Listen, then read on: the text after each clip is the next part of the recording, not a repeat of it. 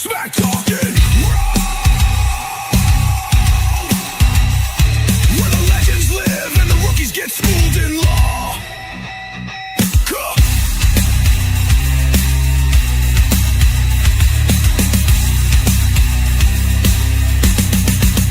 This ain't just talk. This is smack talking raw. You ready, Pinky? Judge always Ron. Let's lay the smack down. Boom.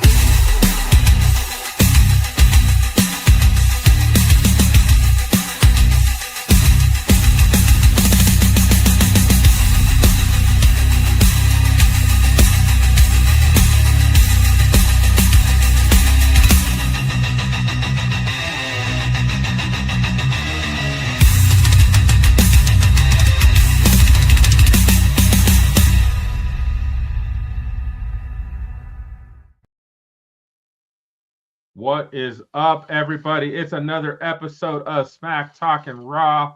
I'm your boy, Pinkhausen. And there's our boy, Ronstradamus. What's going on, playa? What's going on, big dog? Hey, I'm starting off. I love that. I love it. I love it. I love it. The Pinkhausen is in full effect, bro. I'm going to get into my rant in just a minute. Want to check in with you, see how you're doing. You got weddings over in Hawaii and stuff like that coming up here pretty soon. Like you lined up and ready to go, or what's happening? Talk to me. I'm in that part of time where you don't sleep well and you're trying to figure out all the things that you need to make sure you remember. Yeah. And then you're just worried about, okay, I got this stuff at work this week, and then I got to pack, and I got to make sure we have everything, sunglasses and sun hat and sunscreen. And I'm in that mode. I'm like almost checked out, but not quite, but not sleeping well because my mind is running with everything we got to get done. Processing everything that needs to be done. That's for sure. So. Man, I want to see lots of laying out on the beach, lots of like towel and body lotion and all that sort of stuff. Not yours. We'll go somewhere else with that. We got a lot of sports going on. For those of you that don't get a chance to or don't know yet, but we are underneath Sports Nonsense and Whiskey, where you can also check out Pink Dog with regards to sports. They talk about NFL, NHL, NBA, Major League Baseball. I think they even throw a little bit of cricket and badminton in there every once in a while. We talking the Masters tonight. Well, they're talking the Masters. I'm drinking. So there you go. So thank you guys for tuning in. I'm Ronstradamus, and we love having you guys as a part of this. Hey, Richard, thank you for tuning in. I'm going to do this thing called a Ron's Rant.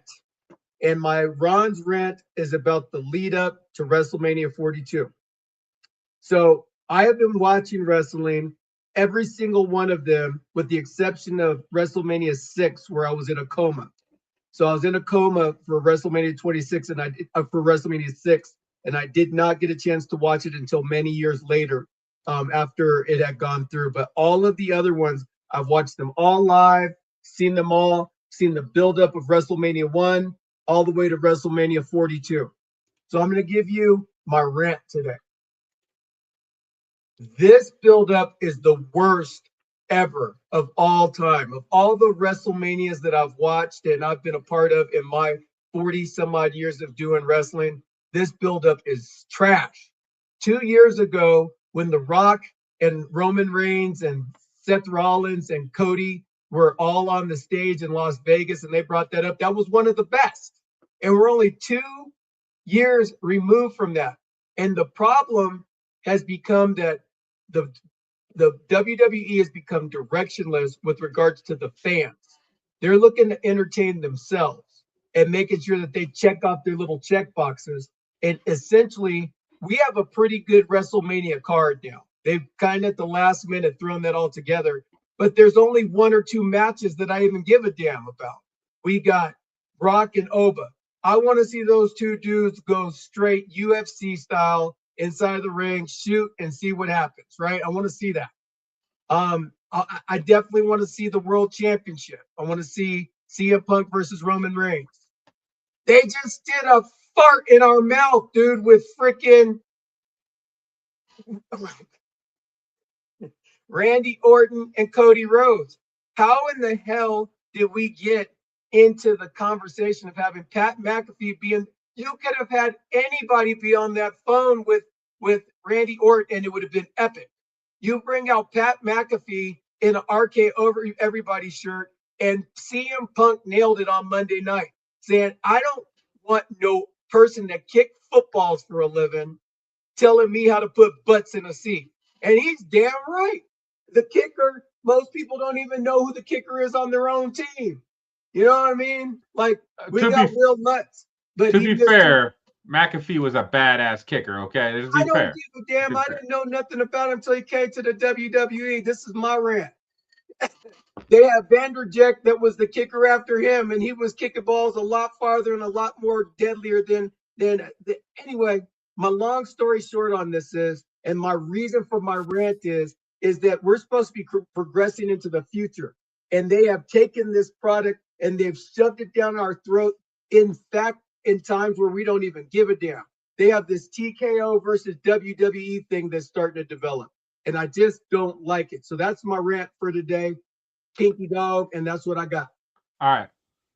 Well, let's keep that rant going, because one of the things I wanted to talk about was TKO's corporate involvement. Like, you talk about how bad the build-up to WrestleMania has been, and it's been bad. I feel like for me, I'm excited to see Oba and Brock, but like, they've made Brock a bitch the whole time. So like, I kind of feel like I feel like this is going to be a squash match. It's not going to be the match we should get. The match I'm really interested in is Liv and Stephanie and Fatu and Drew McIntyre. To me, those two have had the best chemistry overall with their lead up, and they've done a lot with less, right? Not as much airtime, not as much talking, more doing and creating that heat. So why in the hell is TKO coming down and telling Triple H and creative? So again, it's tough. Can we blame everything on Triple H? I don't know. Somebody's making the phone calls to do this. We've got 4 celebrities involved with WrestleMania. Little Yachty. Now, to their credit, Little Yachty was just a hype man with Trick Williams. He wasn't out there hitting anybody with a chair, kicking them in the balls, or messing with anybody. He was just there as a hype man. Trick Williams, you're the future, you're the man, all that. Like, he's the hype man. I don't hate Little Yachty being the hype man.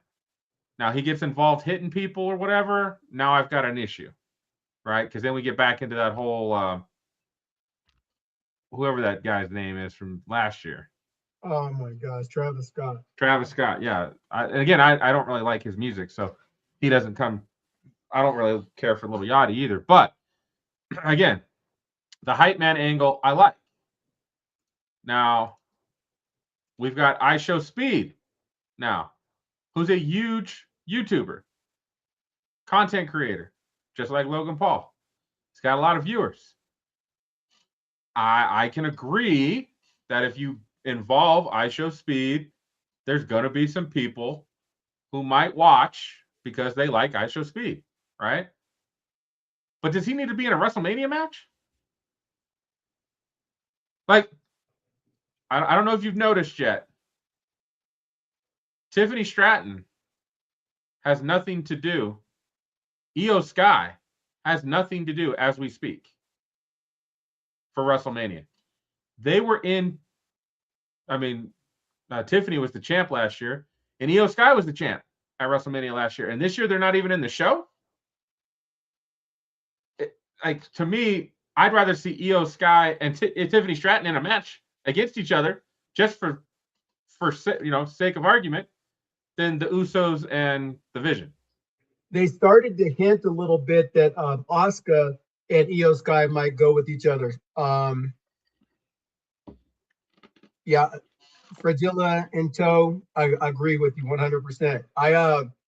One of the things with the program is that they're throwing a bunch of stuff together, but we're at a week and a half before WrestleMania. And that's the biggest problem is we're a week and a half before WrestleMania. And it's like everybody is like, they say they have about 30,000, 38,000 in the seats on Saturday and a little bit more than that, 40,000 on Sunday in a 70,000 seat stadium. So that's a problem. That's a big problem. So ISO Speed is in a match, which to me is fun. But again, like, how did we get here? Right? It's been like a last minute thing. Like, oh, and again, comes back to ticket sales are low. Grab ISO Speed. Now, I don't know if Jelly Roll is going to be involved, but Jelly Roll has recently been around, had a match, won his match, was good. It's fun. Is it possible he gets involved in the Randy Orton Cody Rhodes match? Comes to Cody's aid now that Randy's got McAfee? It's possible, right? Now, if he doesn't show up at WrestleMania, again, he came in, he got a match in, he wanted to do another match. I love that about Jelly Roll. As you know, but he doesn't need a match at WrestleMania, right? Right. He makes an appearance, I can kind of get it. But and then we just had this. And you talked about it in your rant, my friend. There are so many options of who to have on the phone. So many options. So many options. Actually, I've got one right now. Do you know who would have been the best person? Because you know the angle they played, right? Right. Getting it back to the Attitude Era. Yeah. Right? Stone Cold. Stone Cold's on the line. Stone Cold shows up, kicks Cody in the balls, gives him a stunner. Then talks shit over him. When I was leading this company, this was what was happening. I put butts in seats. I didn't worry about corporate. I stood up to corporate, right? It writes itself. It's perfect.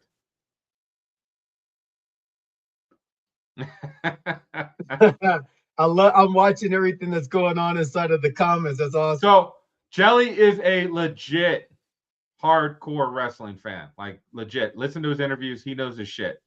He went to wrestle. He went to territory wrestling when he was in Tennessee. So he knows his shit. Give him credit for that. I'll give you one that's even stronger, not as strong because I didn't see Stone Cold come in, but I'll give you another one he could have been on the phone with. John Cena. Because John Cena is going to be the host of WrestleMania, and all of a sudden John Cena comes back with the, you know what? He comes out and interferes in the match and takes on that heel persona that he had before, but now he doesn't have to back it up. He has Randy Orton to carry it all out. And then they finally bring him back next year at WrestleMania in Saudi Arabia. And then that's where he turns the biggest fan favorite because now he comes back and they redo his whole retirement shtick again so that he can really go out a fan favorite, the most positive. That's another one that could go out. And of course, Kevin Owens. And of course, Vince McMahon. And of course, they could have brought out a bunch of people. So there is a theory online. Chris Benoit. Whoa. the ghost of Chris Benoit could have been on the phone. There's a theory that they got him involved because he's going to be more involved as a character as soon his podcast will also be getting picked up by Netflix. And so the continued relationship of WWE and Netflix and now Pat McAfee. So there's no whiskey in this show. It's on the next show in the next hour. Sports Nonsense and Whiskey. We drink whiskey in that show. I'm drinking an energy drink right now, so I'm ready for that show. Yeah, they get toe up in the second segment of that. I'm a kidney transplant recipient, so I stick to my large water. So I'm totally with the arcade or the internet community hating this because it just doesn't make any sense. And to do it so close to WrestleMania, if they'd have done it weeks ago and then they continued to build it up as we got closer and the story got really interesting, I could give them some grace for it. but we're like 10 days out. Like, what are we Yeah, doing? or if they did it actually at WrestleMania and had him be on commentary or something, and then he comes from commentary and he just reveals himself that he was the guy. Okay, I could get behind that a little bit, right? Because then it's a good swerve. But to do it 2 weeks before WrestleMania, 15 days at that point before WrestleMania, it was the biggest dud. It was the fart in the room. It was the fly in the ointment. It was the, all of that. It was terrible, terrible. That was almost that may have been a worse decision than putting Danhausen in a crate at Elimination Chamber. No, Danhausen in the crate, looking back on it now, it actually was really good because it made him look ridiculous, and they've carried on that stick. So he's made, if they can make this into gold right here, that I will give them kudos. But I don't know if they can get rid of this part in the room. This one is bad, unless they have the Brock or they have, I don't know what they can do to fix this. Yeah, I don't know where they're going. I don't know where they're going. All right, so I'm not sure what we're watching anymore. So again, WrestleMania could have Jelly Roll, IShowSpeed, Pat McAfee, and Little Yachty. Could all be at WrestleMania. In fact, I bet they will all be at WrestleMania. WrestleMania so far, we've got 7 matches on both shows. And as you see here, the first hour is on ESPN and ESPN2.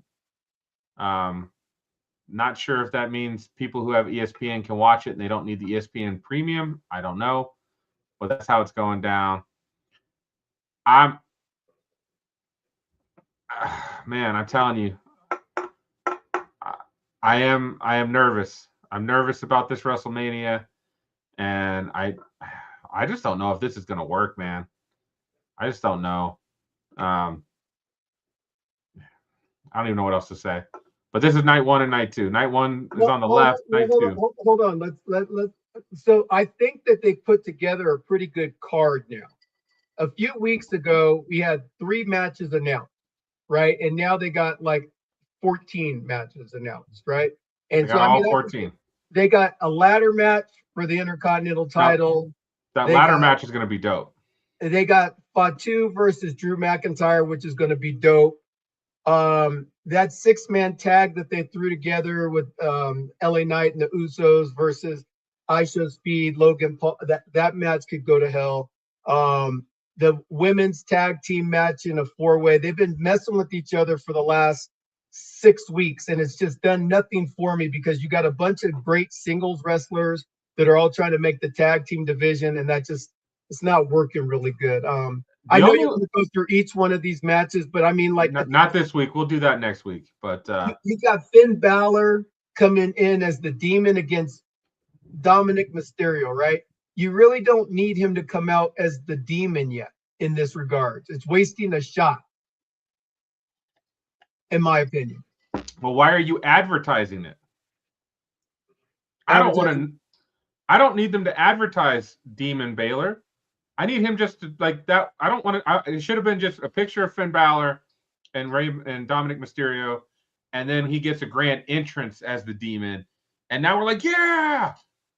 Now I'm kind of like, well, that could be cool, but that ruined the surprise for me. Yeah, I want to be surprised. Right? We know Trick Williams is winning that belt from Sammy. That should be awesome. I mean, there's nothing better than Trick Willie on SmackDown.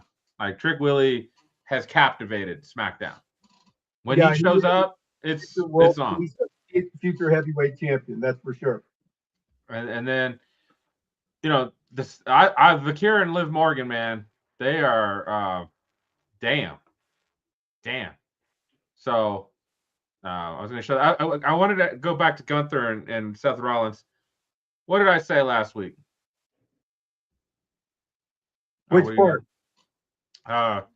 About how they could technically make this make sense. Yeah, they could have him talk to Paul Heyman, and Paul Heyman had him come in because he wanted to get rid of Seth Rollins and all of that, and then that would be a pathway to him getting to Brock and all that sort of stuff. Well, they had it on TV last night on Raw. They Gunther did. said, "You owe me a big favor."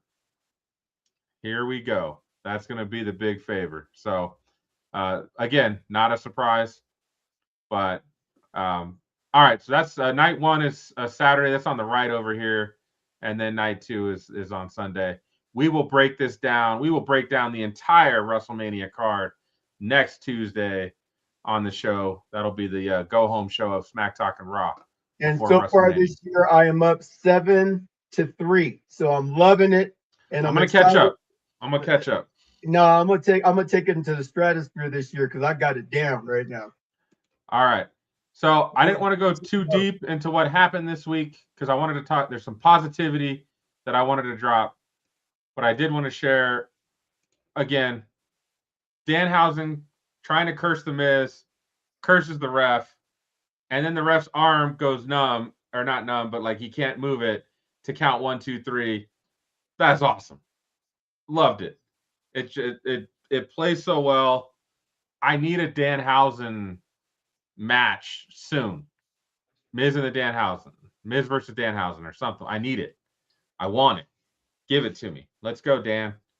Pinkhausen says, let's get it done. I need to see it. So the other thing that we got I just wanted to bring up, man. Boom. Dude, the aftermath of this was nasty. Yes, the knot on Liv Morgan's head is for real.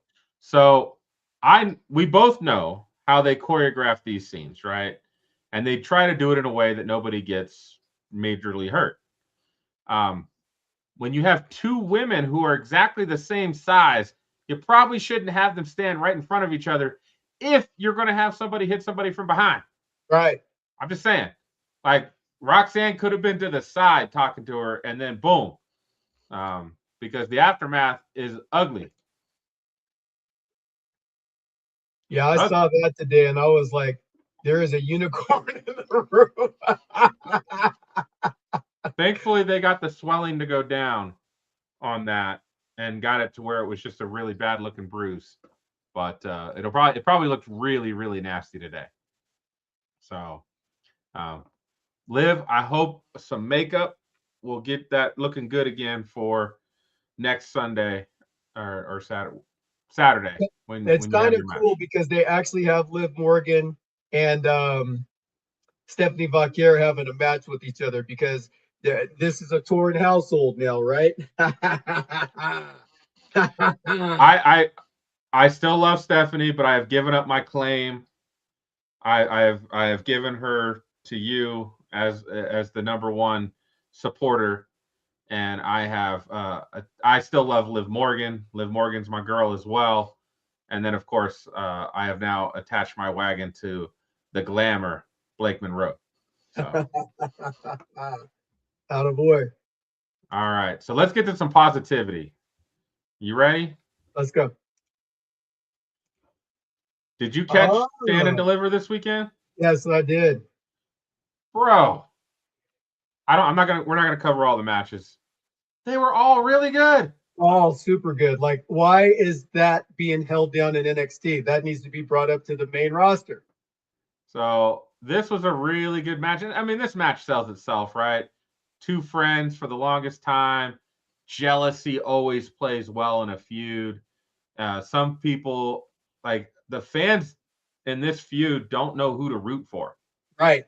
They're like, I like Sol Ruca, but then I like Zarya, and I do like the Zarya, like, and like, because Sol Ruca had a promo Tuesday leading up to the match. She was getting booed. I was shocked. I was like, what the hell? People were booing her, but then she did sound kind of whiny. So I get it. This was great, man. Fans pick up on stuff like that. It's like when you're the little subtle nuances that NXT brings to the dance, you pick up on it real quick because you're in a real intimate environment. So yeah. Much smaller shows. Yes. When Sol hit the Soul Snatcher on the ramp, I was like, oh, that's somebody hit that ramp pretty hard. Either Sol did on coming down, or Zarya did, one of the two. So, I was digging that. And again, those two ladies put on a great match. Now, I feel like Soul should be done in NXT. I agree. I agree. I think that after they did the John Cena retirement match, she should have come up like shortly after that. I don't know why they're holding her down.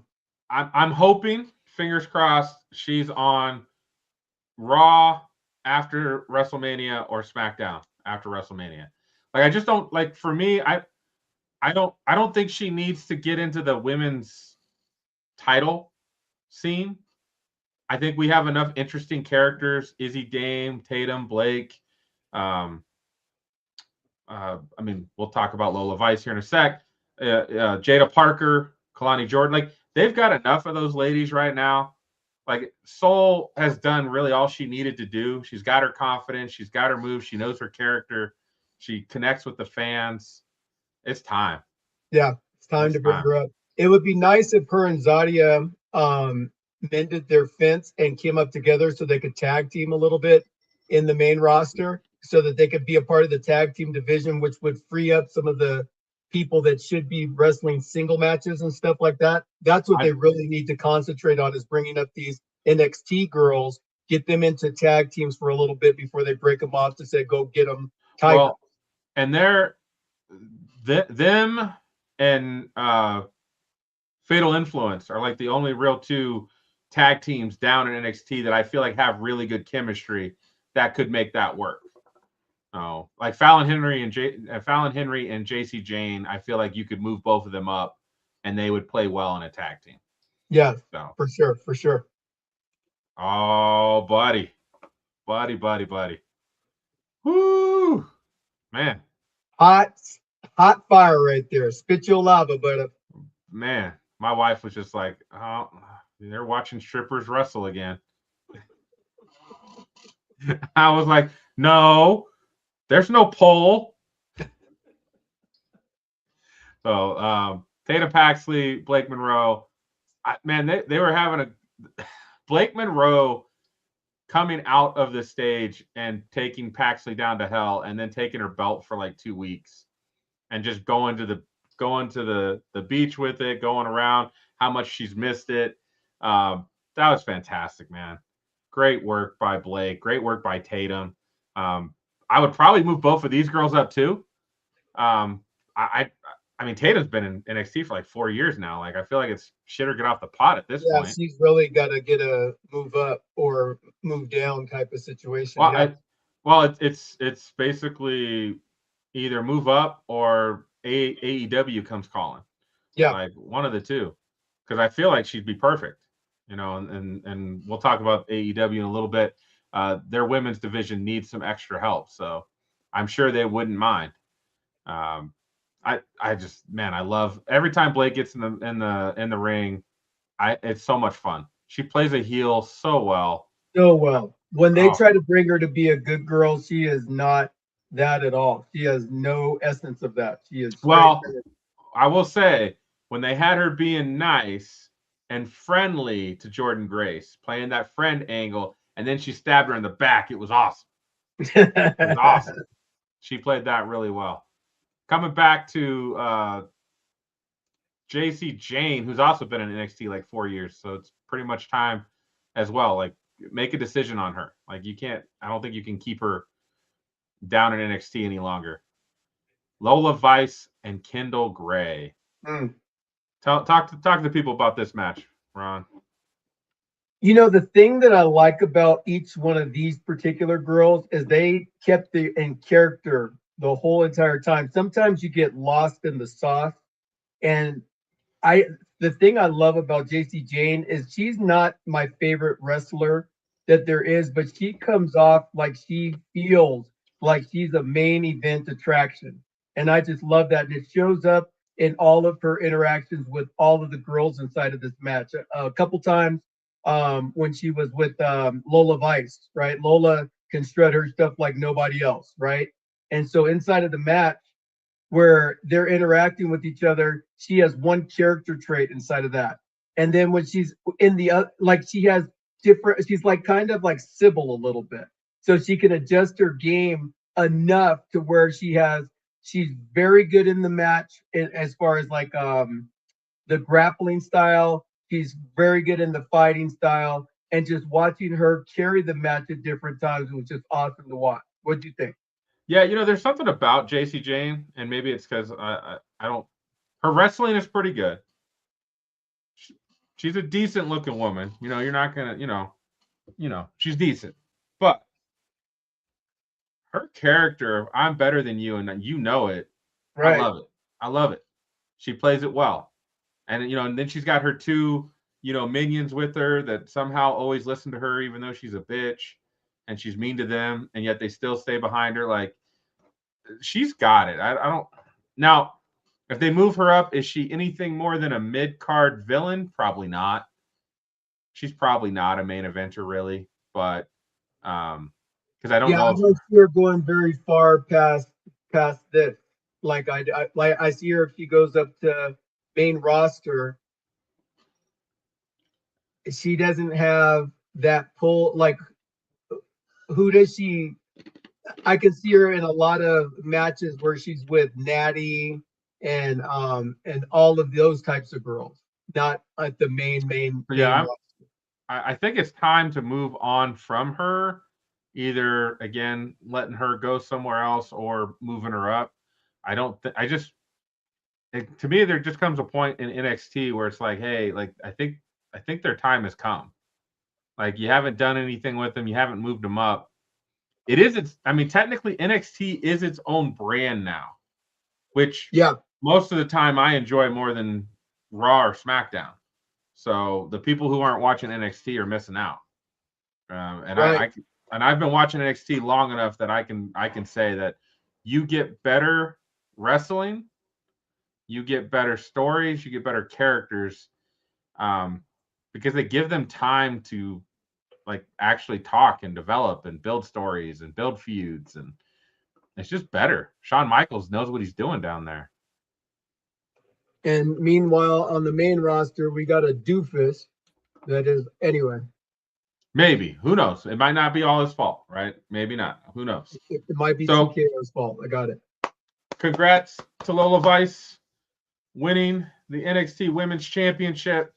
Finally, JC Jane has been slain. She had a very long run with the belt. She took it off Stephanie last year, and then she lost it briefly to, I can't even remember who she lost it to. Because she who was Didn't it? she lose it to she lost it for like a couple weeks, right? Yeah, it was just like a week or two. And then she got it back. I want to say it wasn't Thea Hale. I think Thea Hale won the North American title.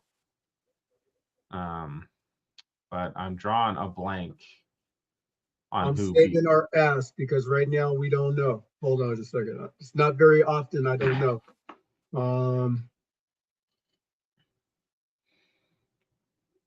But Lola actually had some tears in her eyes after winning, which is great. Lola probably is close, maybe by the end of the year of getting called up. She's a big fan favorite. She's got some assets that everybody enjoys. That's right. And she knows how to use them.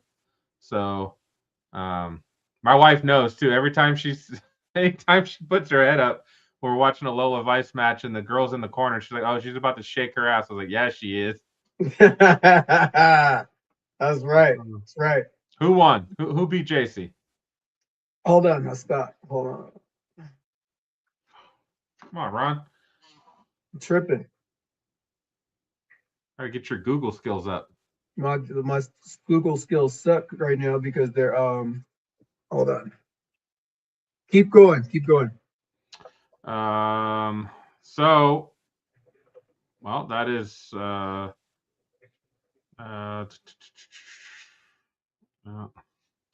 and JC Jane did suffer a wardrobe malfunction in the ring as well, which led to a complete black screen. So that was fun. Let's go to the last match that I wanted to talk about. There was also other good matches: Vanity Project versus the Bravos, or Los Americanos.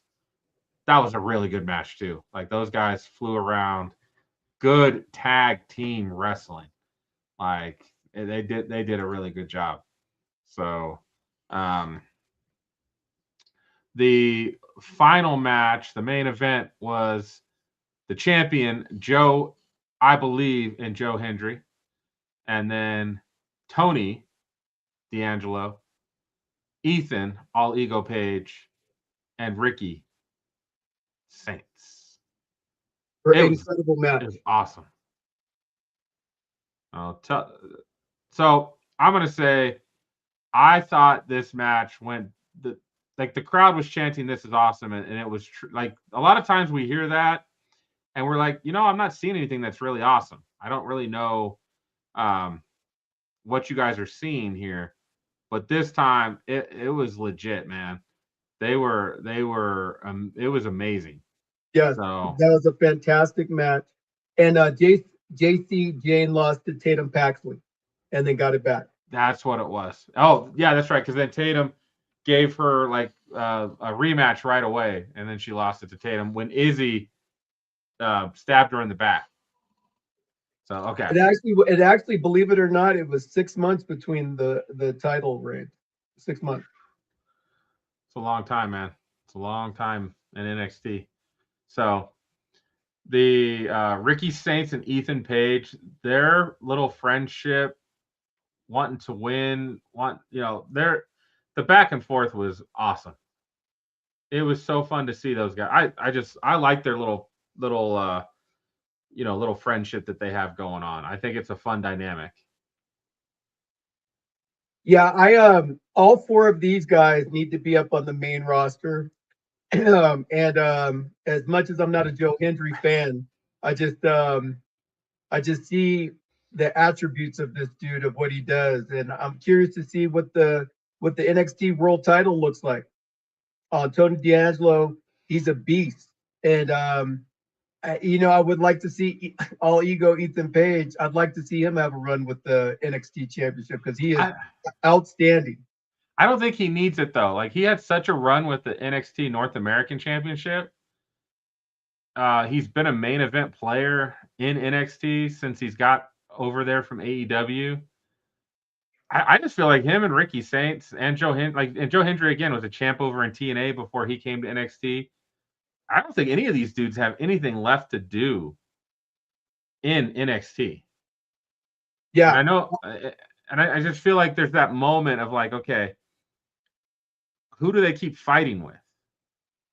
For me, I'm sitting here going in my head, I'm like, wait, Ricky Saints beat Obafemi. Legit. right. Beat Legit. Obafemi clean. Yes. Obafemi takes a month off.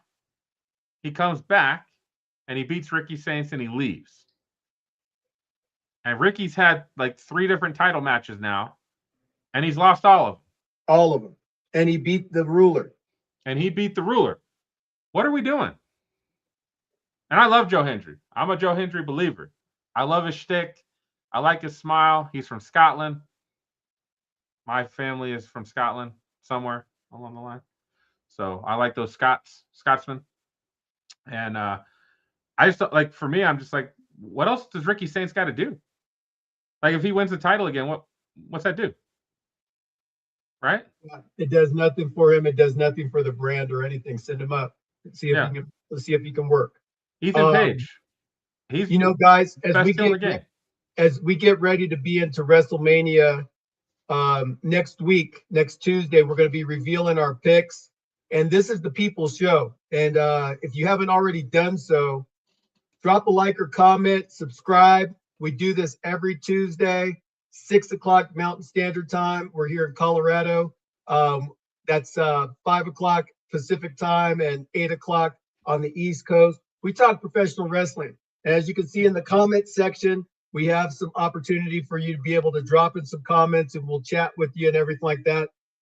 We're looking to get to 1,000 subscribers here this year. That's one of our big goals this year, aggressive goals. So like it. And if you know other wrestling fans, have them come on with it because we'd love to have you guys to be a part of it.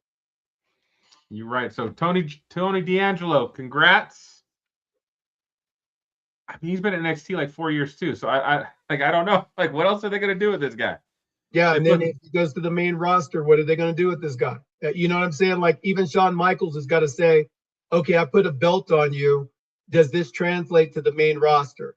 Answer, Tony D'Angelo. I don't ever see him wearing a World Heavyweight Championship belt. I don't ever see him wearing an Intercontinental Championship belt. I don't know if his character plays. Like, I think of Tony D'Angelo, I'm like, yeah, he's cool.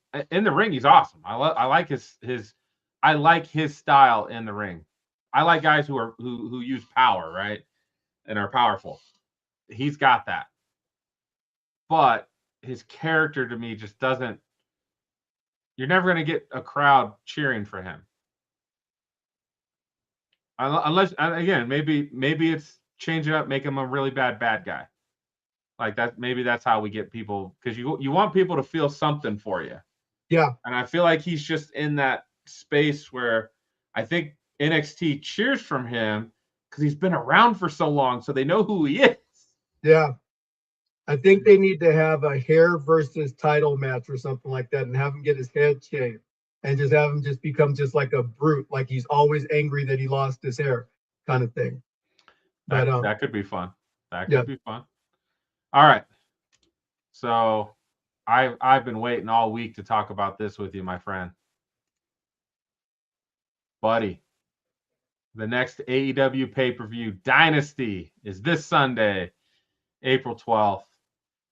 They have not filled out the card just yet, but there are 4 matches on this card right now that have me like ready to run through a wall. Yes. Like I am stoked. Now, I thought it was funny. We had commented after our first AEW show that we watched that there was so much wrestling. We had fatigue. So much. I took a nap. By the time the hour-long Texas Death Match happened, which was awesome as well. You could argue it's one of the best Texas Death Matches out there. Maybe as good as MJF and Bryan Danielson. Maybe. Well, that wasn't a Texas Death, but that was an Iron Man match. A little bit different, but very good match. But MJF was talking about it. He's like, it's really hard to main event these pay-per-views when there's so much damn wrestling. He's like, because again, everybody's got fatigue. And that's exactly how we felt. I wanted to highlight the 4 that I'm really excited about. Darby Allin is crazy. He is legit crazy. He's like a skater kid that I think has smoked himself retarded in a good way. And I do like some of his I listened to a podcast he was on. I think it was on the Chris Van Fleet show. And you got a good taste of his character. He's kind of dumb, but he loves life. He lives life to the fullest, and he believes in experiencing the world and adventure and taking on new challenges. I absolutely can say, yeah, you know what? That's a great attitude to have. Yeah. So I like Darby Allin, and what he does in the ring is on another level. And then Andrade as well. Yeah, Andrade, his game has just leveled up since he's gone back to AEW. He's got a chip on his shoulder, and he's really playing here's the main event, and he's playing right here in it right now to where he's going to be a conversation in the conversation here soon. Andrade's balling right now. Good job. Yeah. Andrade will be in the, Andrade Swerve Strickland, Andrade Kenny Omega, Andrade MJF. He's going to be in that conversation. And I also believe they're starting to look at Darby Allin, moving him into that conversation as well. I think Darby Allin has always been in that conversation because he's an original. I think they just wanted to build his character so that he could be the not expected guy. Like maybe he might not ever get it. So that once they start to push him to the forefront, I think you'll start to get that real backing from the true AEW faithful for sure. I think he's going to get a title run at some point. He's going to overcome and get the title at some point. I thought he was going to be the one to beat Jon Moxley. Honestly, I thought that was going to be the one, but it unfortunately didn't shake out that way. So who do you think is going to win this match?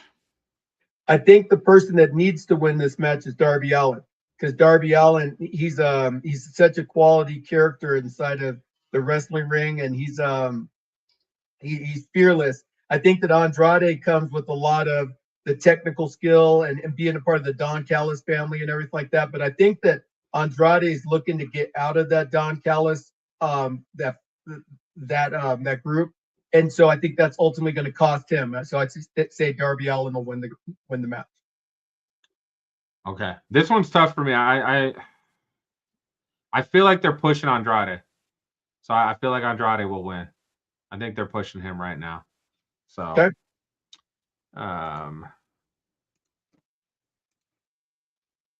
Cage and Cope, and I've got to be honest, I have not seen Cage and Cope wrestle in AEW.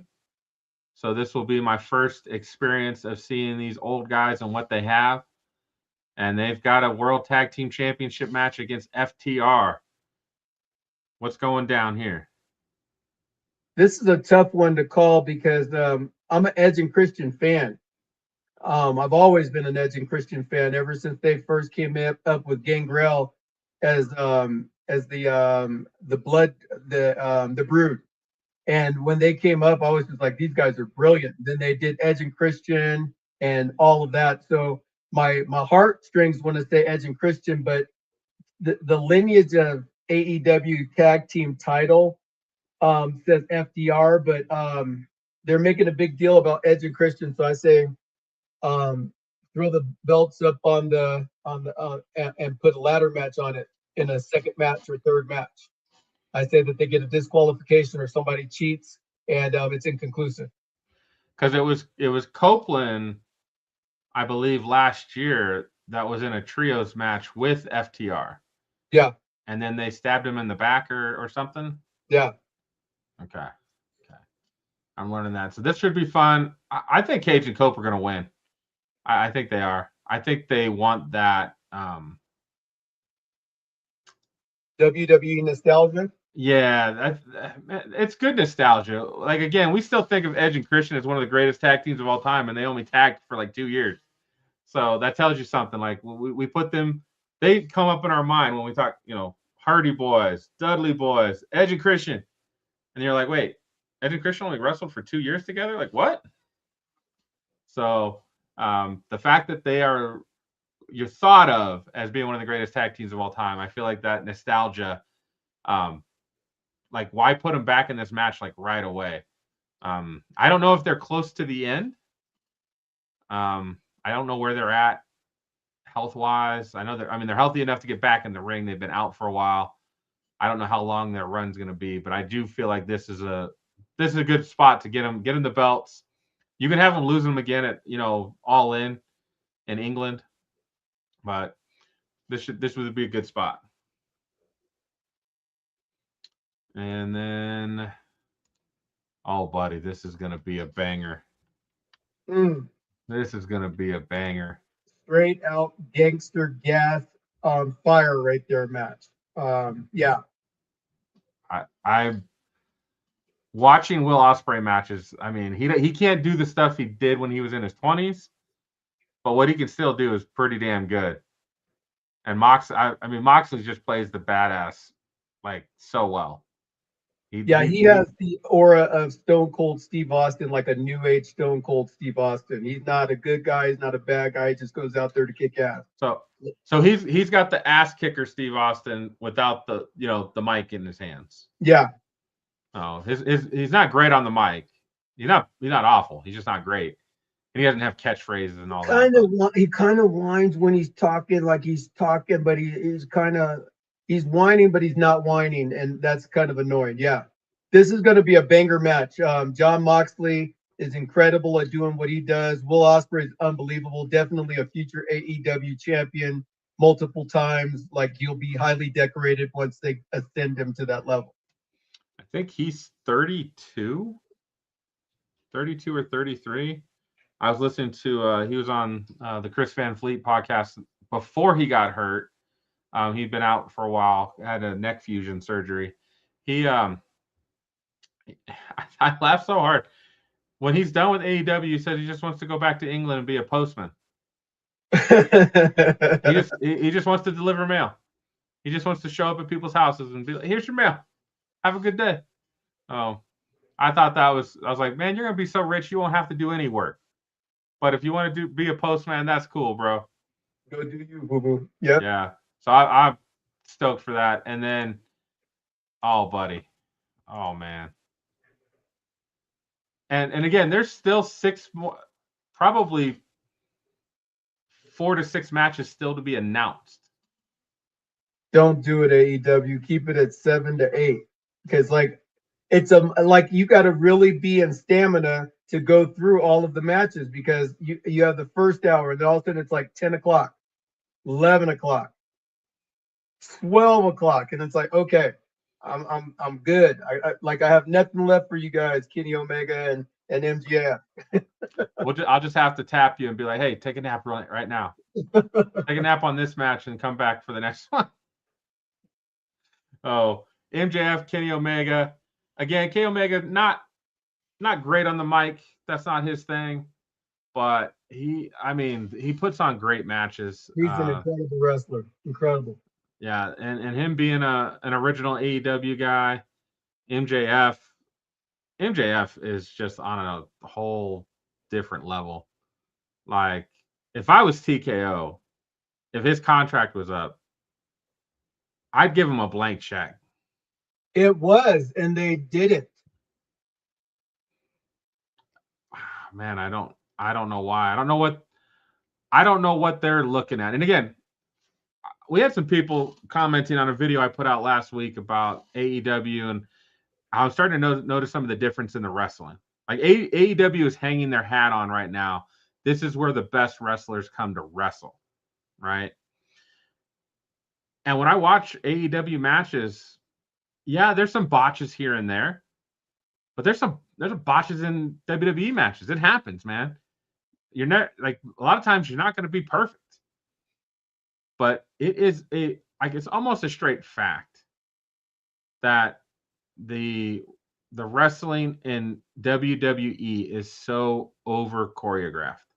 I don't know how to explain it to someone if they can't watch it and see for themselves. It's slow and plotting, and even when they're going to do a big spot, it's like set up, whereas with AEW, you're looking at it, you're like, wow, where did that come from? Like, I don't even know how that guy got over there to be in that, right? It's like amazing. And the pacing is so much different as well. Like, there's more aggression. Their pace is faster. They get in and out of moves faster. I just, if you're not watching AEW, again, if you don't have time to watch it, I get it. If you're watching WWE and you don't have time to add extra wrestling onto your plate, I get it. It's tough on me. I've got to watch it while I'm doing dishes. I got to watch it because my wife can only handle me watching so much wrestling. So I watch my AEW at work on my lunch hour. When I'm doing whenever I can, I consume it, because again, it's so good that I'm sitting there going, man, half the time I'm starting to think, like, why am I watching Raw? Why am I watching SmackDown? I'm not getting out of it what I'm getting out of watching Dynamite.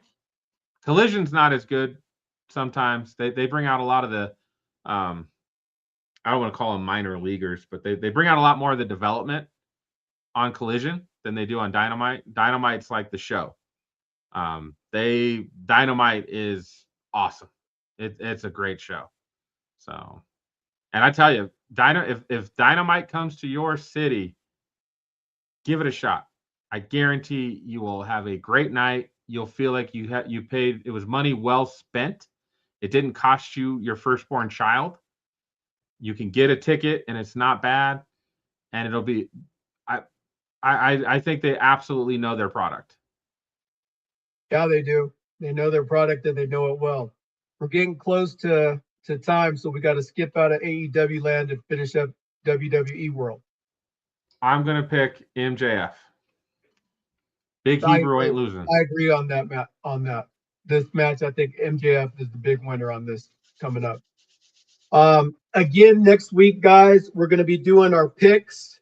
So we'd love for you guys to participate again. Subscribe, like, comment, be a part of the show. This is your show. This is the people show. And finally, Ronstradamus has got to say that in person. We love professional wrestling and we hate professional wrestling. And that's a part of like what makes being a wrestling fan great, is that for so long, whether it been when I first started watching Hulk Hogan and him coming down to I am a real American, all the way to MJF coming out in his scarves and having the ability to say the F word or S word on TV. We're in a definite transition as far as wrestling goes. And I definitely think that with TKO taking over WWE, it's leveled off the game. And this is the time for you, as if you have a diversified field inside of your life to where you want to check out a different alternative and you've only been a WWE fan, go and give some of the others an opportunity. AEW is smoking. TNA is smoking right now. There's a lot of different products that are smoking right now. New Japan Pro Wrestling, smoking right now. So everybody's fighting for the shot to be able to be number 2 right now, because WWE is well above everybody else as far as the type of product that they put on for the longest time. So they'll always have that bridge. If you look at it, 50 years of WWE versus these new guys, right? So it's just that time on task. They just got more time.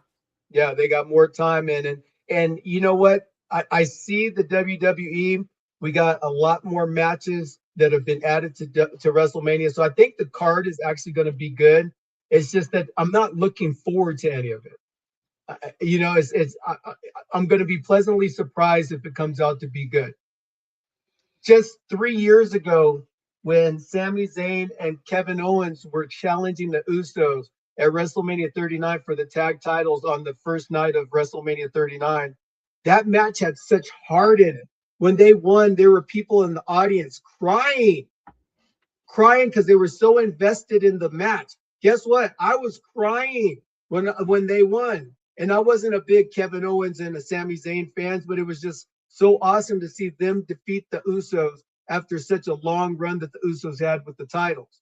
Now, if you see me cry, it's going to be because I spent $30 on the damn show and it sucked really bad, right? But I don't miss WrestleMania. Whether it comes in good or it comes out bad, I'm watching the show and I'll be here for it. So, and you will tell the people the truth.